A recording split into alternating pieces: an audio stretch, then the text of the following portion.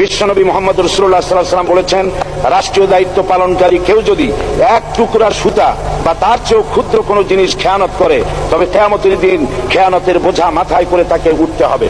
মাননীয় স্পিকার, আল্লাহ রসুল যে সরকার ব্যবস্থা প্রতিষ্ঠা করেছিলেন তা সত্যিকার অর্থে ছিল জনকল্যাণমূলক সরকার।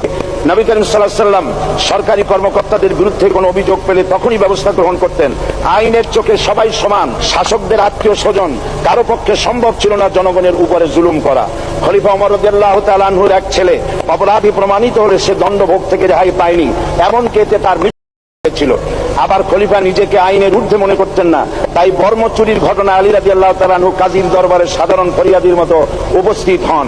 নিজের ছেলে ও চাকরের সাক্ষী যথেষ্ট না হয় কাজী খলিফার বিপক্ষে রায় দেন। এখানে বিচার বিভাগ ছিল সম্পূর্ণ স্বাধীন।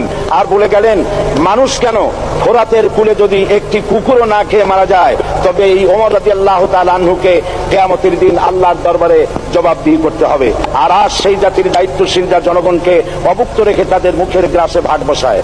জনগণ তাদের নিকট উপস্থিত হলে মনে হয় যেন গোলাম প্রভুর দরবারে উপস্থিত হয়েছে।